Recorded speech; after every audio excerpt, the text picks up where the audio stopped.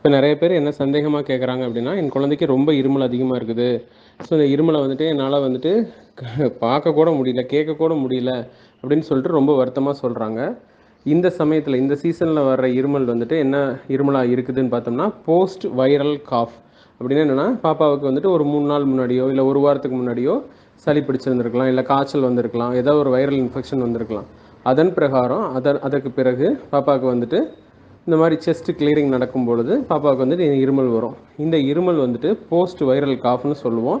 இது செட்டில் ஆகிறதுக்கு 14 நாள்லேருந்து 21 நாள் எடுத்துக்கும். குறைஞ்சபட்சம் 10 நாளாவது இருமலோடு தான் இருக்கிற மாதிரி இருக்கும். இந்த இருமல் 2 வகையாக பிரிக்கலாம். ஒரு இருமல் வந்துட்டு ஒரு ப்ரொடக்டிவ் ரிஃப்ளெக்ஸ். இருமல் இல்லைன்னா நம்மளால் ரொம்ப வாழ்கிறதுக்கே கஷ்டம். ஏன்னா இருமல் வந்துட்டு நம்ம வாழ வைக்கிறதுக்கு ஒரு மிக முக்கியமான ஒரு ரிஃப்ளெக்ஸு. அந்த ரிஃப்ளெக்ஸை வந்துட்டு நம்ம வந்துட்டு தப்பாக சொல்லக்கூடாது. ஏன்னா இருமல் இல்லைன்னா ரொம்ப கஷ்டம். அந்த இருமலை 2 வகையாக பிரிக்கலாம். ஒன்று, அந்த இருமல் நம்மளை அதிகமாக தொந்தரவுப்படுத்துது, அதாவது இருமுறவங்களை அதிகமாக தொந்தரவுப்படுத்துது, பேஷண்ட்ஸை அதிகமாக தொந்தரவு பண்ணுது, இல்லை சுற்றி இருக்கிற என்விரான்மெண்ட்டில் இருக்கிற பீப்புள்ஸை வந்து ரொம்ப அதிகமாக தொந்தரவுப்படுத்துது அப்படிங்கிறத 2ஆக பிரிக்கலாம்.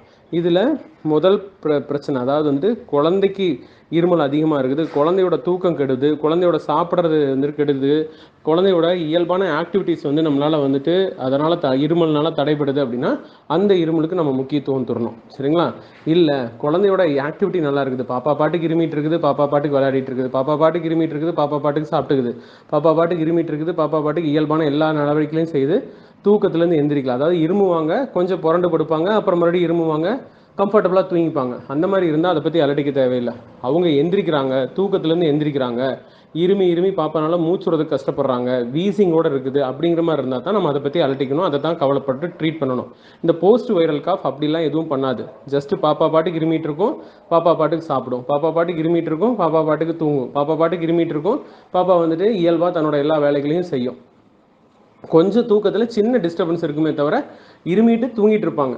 ஆனால் இருக்கிறதுலே ரொம்ப கஷ்டமான விஷயம், நாம் நிம்மதியாக தூங்குவோம், ஆனால் பாப்பாவோட இருமலை வந்துட்டு நம்ம கேட்குறது தான். சரியா? அது நம்ம கண்டிப்பாக வந்துட்டு கஷ்டமாக தான் ஃபீல் பண்ணுவோம். ஆனால் அதை பற்றி நம்ம வந்துட்டு இப்போ பெருசாக அலட்டிக்கக்கூடாது. ஏன் இப்படி சொல்கிறேன்னா, போஸ்ட் வைரல் காஃப்க்கு நம்ம ட்ரீட்மெண்ட் அப்படின்னு பார்த்தோம்னா என்ன பண்ணலாம்? ஒன்று இருமலை தடைப்படுத்தணும். இருமலை தடைப்படுத்துறது நல்லதா? நல்லது கிடையாது. இப்போ நம்மளுக்கே நிறையா நேரம் யோசிச்சிருப்போம், நம்ம இருமிட்டு அப்பாடா இருமிட்டோம் சந்தோஷமாக இருக்கும் அப்படிங்கிற ஒரு ஃபீல் நமக்கு கிடைக்கும் அந்த இருமுனதுக்கப்புறம். அதே மாதிரி தான் இங்கேயும் இருக்கும். சரிங்களா? ஸோ எல்லா குழந்தைக்கும் அது மாதிரி தான் இருமுனதுக்கப்புறம் ஓரளவு கம்ஃபர்ட்னஸ் கிடைக்கும். அதனால இருமலான்னு தான் ஆசைப்படும் குழந்தை. அந்த இருமலை நம்ம ஏற்றுக்கணும். சரிங்களா? அந்த இருமல் வந்துட்டு பாப்பாவை தொந்தரவுப்படுத்துதுன்னா நம்ம அதுக்கான மருந்துகள் கொடுக்கலாம். ஏன் அந்த மாதிரி மருந்துகள் தேவைப்படுது அப்படின்னா, அந்த இருமல் ஒன்று நம்ம என்ன ட்ரீட்மெண்ட் கொடுக்கலாம்? ஒன்று பாப்பாவை தூங்க வைக்கலாம், இல்லைன்னா பாப்பாவோட ஆக்டிவிட்டியை கம்மி பண்ண வைக்கலாம். இந்த மாதிரி மருந்துகள் தான் நம்ம பெரும்பாலும் வந்துட்டு இந்த விஷயத்துக்கு கொடுக்க முடியும். அதோட டோஸ் எல்லாம் ரொம்ப கவனமாக வச்சு கொடுக்கணும். அதே சமயத்தில் தூக்கத்துக்கான மருந்தையோ இல்லை வந்துட்டு பாப்பாவோட ஆக்டிவிட்டி கம்மி பண்ணுற மருந்தையோ ரெகுலராக பயன்படுத்துறது நல்லதில்லை. அதனால பெரும்பாலும் நான் அதை ப்ரிஸ்கிரைப் பண்ணுறதில்ல. ஸோ இருமலை கொஞ்சம் ஏற்றுக்குங்க. இந்த மாதிரி இருமல் ஓரளவு பெரிய பாப்பா 2 வயசுக்கு மேலே இருக்கிற குழந்தையா இருந்ததுன்னா நம்ம ஹாட் வாட்டரில் சுடுதண்ணி கலந்து கொடுக்கலாம். 6 மாதத்துக்கு மேலே இருக்கிற குழந்தைன்னா கொஞ்சம் வெதுவெதுப்பாக சுடுதண்ணி கொடுக்கலாம். இல்லை குட்டி பாப்பாவாக இருந்ததுன்னா தாய்ப்பால் மட்டும் கொடுத்தா போதும். குட்டி பாப்பாவை பொறுத்த வரைக்கும் 6 மாதத்துக்குள்ளே இருக்கும்போது ஒரு நாளைக்கு 30 தடவை இருமலாம், தப்பில்லை. அதை பற்றி அலட்டிக்க தேவையில்லை. மூச்சு வாங்கல, பால் குடிக்கிறாங்கன்னா அதை பற்றி அலட்டிக்க தேவையில்லை. அதே சமயத்தில் பெரிய பாப்பாவாக இருக்கிறாங்க அப்படின்னா சில பேர் வந்து மருந்து கேட்குறாங்க. மருந்து கொடுக்கலாம்னா எப்போ கொடுக்கலாம்னா, இது பிரச்சனைக்கு இதனால் காசு அப்படின்னு தெரிஞ்சுன்னா நம்மளால் மருந்து கொடுக்க முடியும் இருமலுக்கு. ஆனால் அதே சமயத்தில் இருமல் வீசிங்காக இருக்கலாம், இல்லை கக்குவான இருமலாக இருக்கலாம், இல்லை பாப்பாவுக்கு பிரச்சனை தர்ற இருமலா, இல்லை அம்மாவுக்கு பிரச்சனை தரமல், அதாவது என்விரான்மெண்ட்டுக்கு பிரச்சனை தர்ற இருமலா, இது எல்லாத்தையும் அசஸ் பண்ணிட்டு தான் நம்மளால் இருமலுக்கு மருந்து கொடுக்க முடியும். குறிப்பாக வீசிங் இருக்கா இல்லையாங்கிறத இந்த சீசனில் கண்டிப்பாக பார்த்ததுக்கப்புறம் தான் இருமல் பற்றி நம்மளால் மருந்து கொடுக்க முடியும். ஸோ அதனால் டைரெக்டாக ஃபோன்லேயோ இல்லை வந்துட்டு சும்மா ஒரு இருமல் மருந்து சொல்லுங்கன்னு சொல்லி பயன்படுத்துறது, ஃபார்மசியில் வாங்கி பயன்படுத்துறது நல்லதில்லை. ஏன்னா அந்த இருமல் பாப்பாவுக்கு வந்து தொண்டையில் ஏதாவது புண்ணுனால வரலாம், இல்லை வீசிங்னால வரலாம்.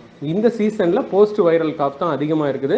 அதுக்கு நம்ம இயல்பான நான் சொல்கிறதெல்லாம் steam inhalation, chest physiotherapy, naso clear drops, பாப்போட கம்ஃபர்ட்னஸுக்கு ஏதாவது ஒரு சிறப்பு இந்த மாதிரி கொடுத்தா மட்டுமே போதும். ஸோ பெருசாக அலட்டிக்க தேவையில்லை, பயப்பட தேவையில்லை. அதனால் இருமலை பற்றி கவலைப்பட தேவையில்லை. ஆனால் வந்து நம்ம யோசிக்க வேண்டியது முக்கியமானது வந்துட்டு என்னது, பாப்பாவுக்கு வந்து இருமல் பயப்பட வேண்டாம். பாப்பாவுக்கு வந்து என்ன காரணத்துக்காக வருதுங்கிறத பார்த்ததுக்கப்புறம் தான் இருமல் மருந்து பயன்படுத்தணும். ஏதாவது மருந்து அப்படிங்கிற மாதிரி பயன்படுத்துறது நல்லது கிடையாது. சரியா?